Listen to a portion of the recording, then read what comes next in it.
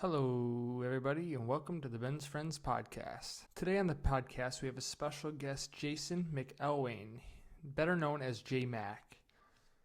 JMac's story is so unique because at a young age of 3, JMac was diagnosed with autism. The doctors told him he really wouldn't amount to much in his life, and so far that could not be farther from the truth.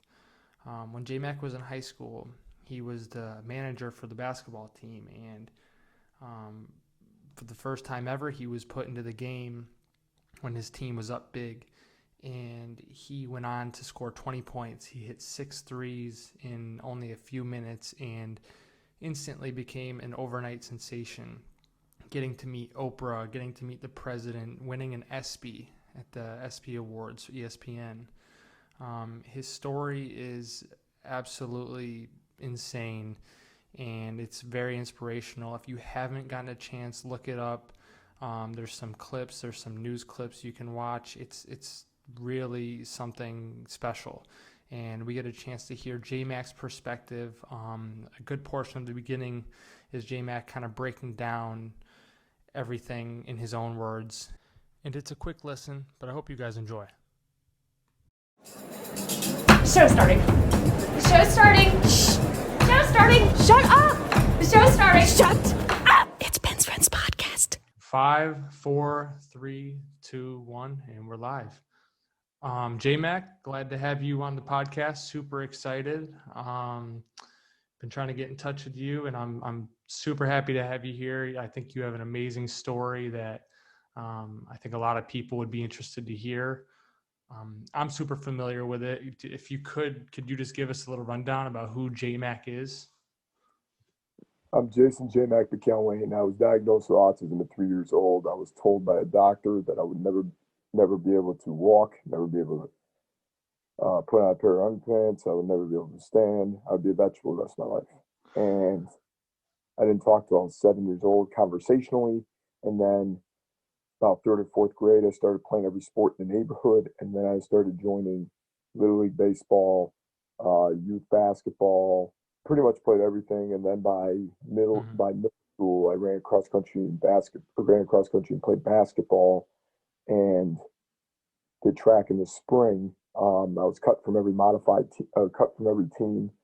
Then I got the JV. I was cut again. My JV coach offered me manager, and then I got in a JV game at the end of the year and got fouled on a 3 and hit 3 free throws. My goal was to bring Athena back their first sectional championship since 1992. And that was our goal since we walked in. My class and I walked in since 7th grade. And my sophomore and junior year, we lose at the buzzer in the semis. I wanted it more than the guys on the floor or the teammate. My senior year started out as a dramatic start. We had a lot of parent strife, chemistry strife. You read my book called The Game of My Life, talks about that whole ordeal. Our senior night came, we had to win to tie for the league title. And 20-point lead with 4:19 left in the game. I get sent in, airballed my first shot, and then missed 3 layups. And then I hit my first 3 with 3:12 left, and everybody went nuts. And then I had 2 more in a row, and then missed one. I had 3 more in a row. I had 20 points in 4 minutes. And after that game, that's when the media mob hit. ESPN, CNN, ABC, NBC, Good Morning America, The Today Show. It was like Super Bowl week where the media was at our practices leading up to the sectionals. It was like a distraction to us, and then we pounded our rivals the first round by 30.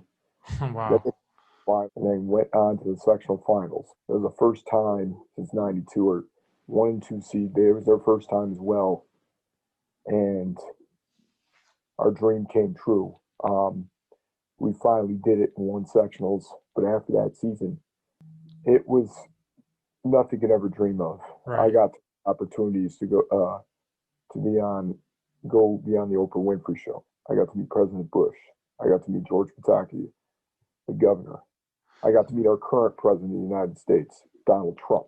So JMac, let me ask you, So you had an amazing run that year with your team. You you personally had an incredible accomplishment in that game where you lit it up. And then your team went on to win sectionals, you said, right?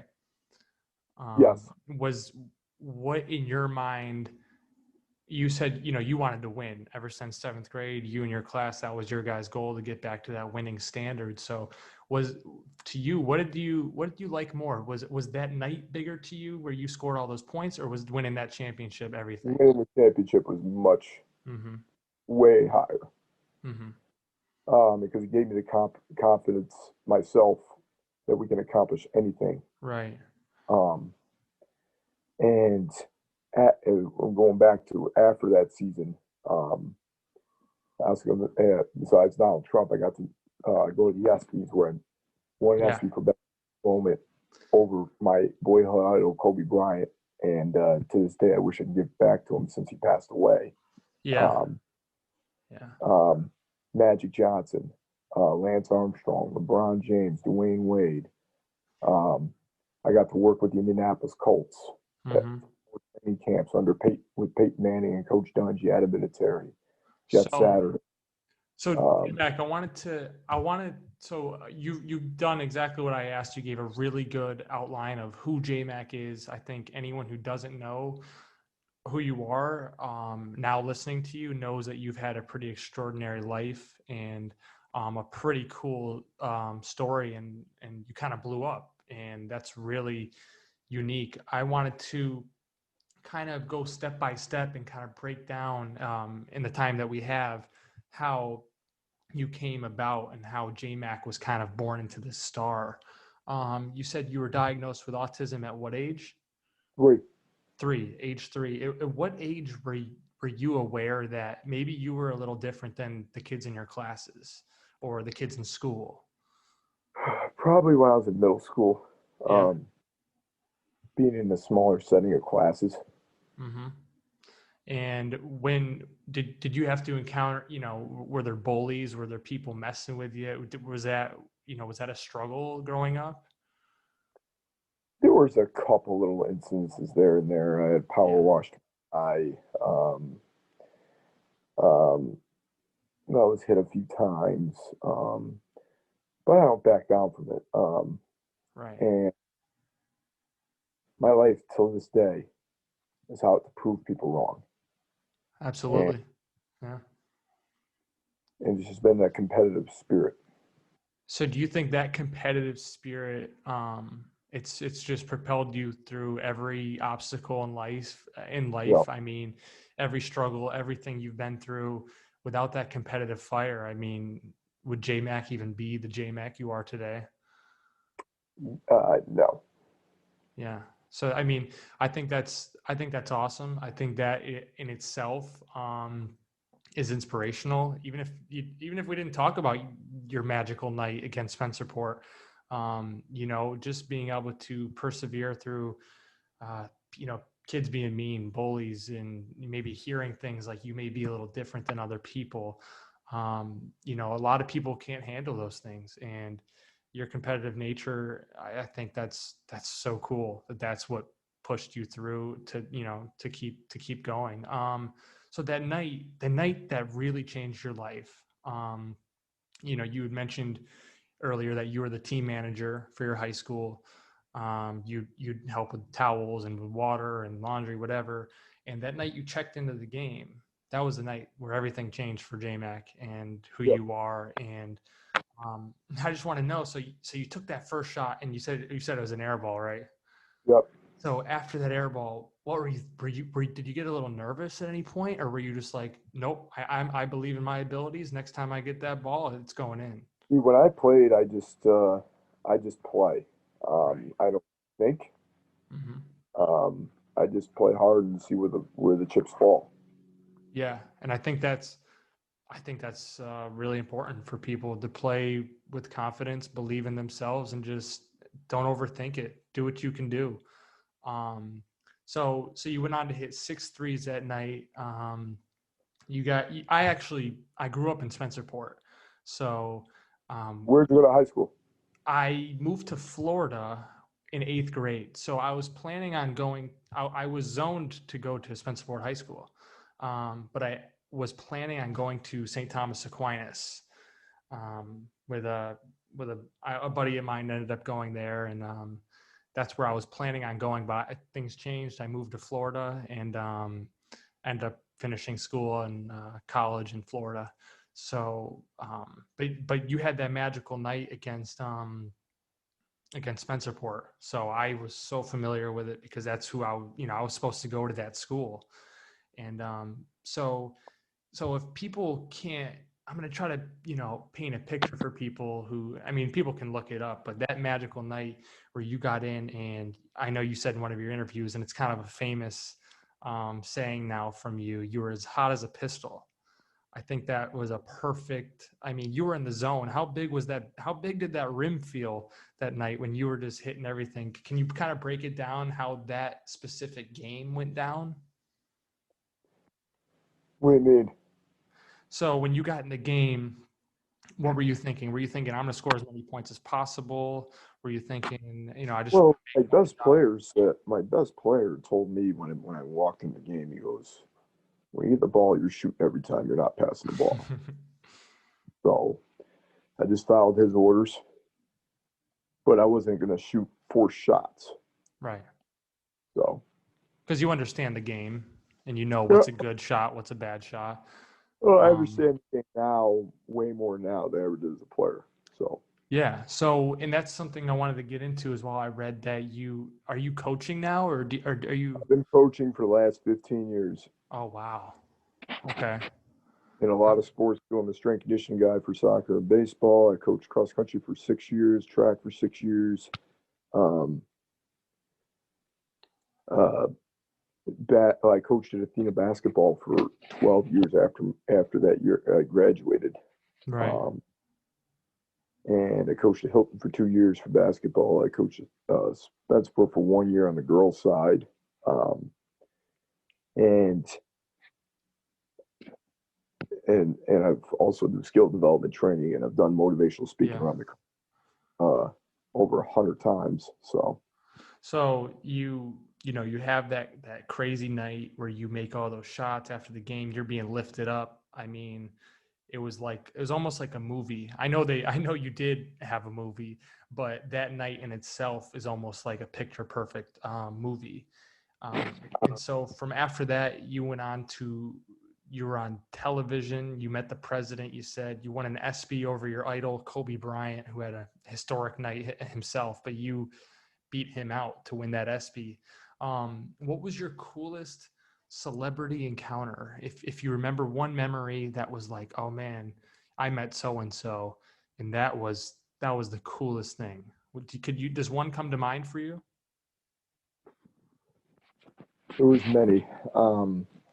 My 4 years with the Indianapolis Colts as an equipment manager intern.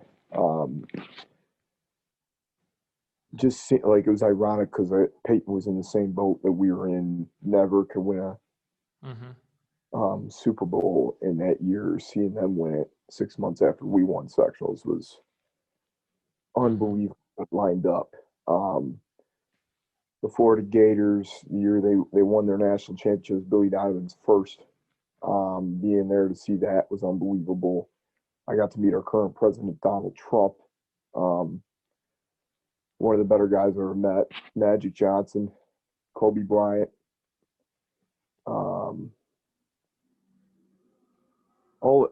Pretty much all of it's been really nothing you'd ever dream of.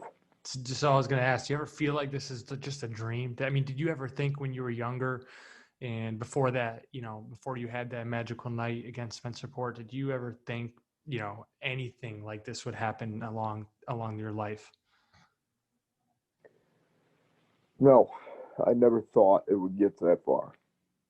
And the way the media, I mean, good stories only last very long. Well, not very long.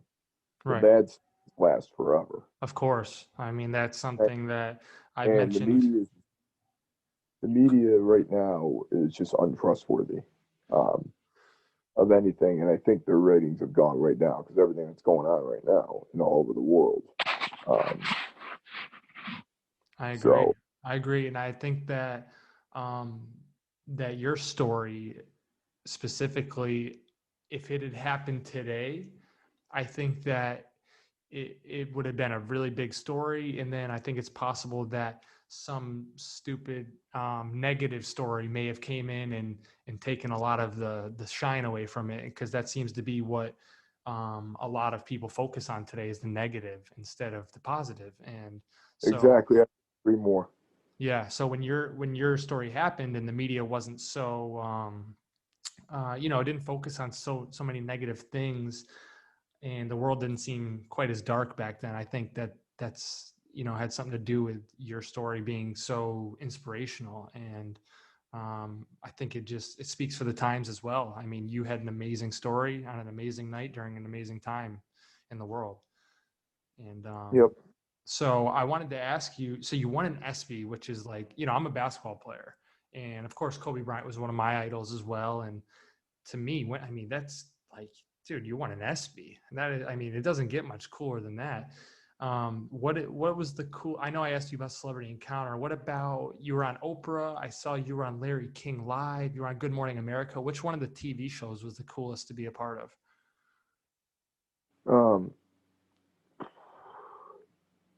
Um, Best, well, I'd say all the ESPNs. Yeah. Yep. Yeah. That's awesome, man. How was that night winning an ESPY? Nothing I could ever dream of. Yeah, man. I bet. Were you standing up on the stage in front of all the Yep. everyone? Did you have to give us? How was your speech? Were you a little nervous doing that? No, it was like it's one of the hardest speeches I ever did give, because it's in front of the whole world. Yeah, for sure. And I know now you said you're into you do public speaking, Yes. and how much easier is that now that you feel like a Way pro at it? more easier now than it ever was. Yeah. Yep. All right. Well, I just wanted to say thank you for coming on, man. I've looked up to your story as a basketball player, especially being from the Rochester area. I think it was awesome. And if you ever wanted to come back on and explain a little more about yourself and the amazing journey you've been on, you're always welcome, man. So Appreciate it. thanks for giving me the time, JMac. I stay in touch, and I hope all the best for you, man. Thank you very much. God bless. All right, man.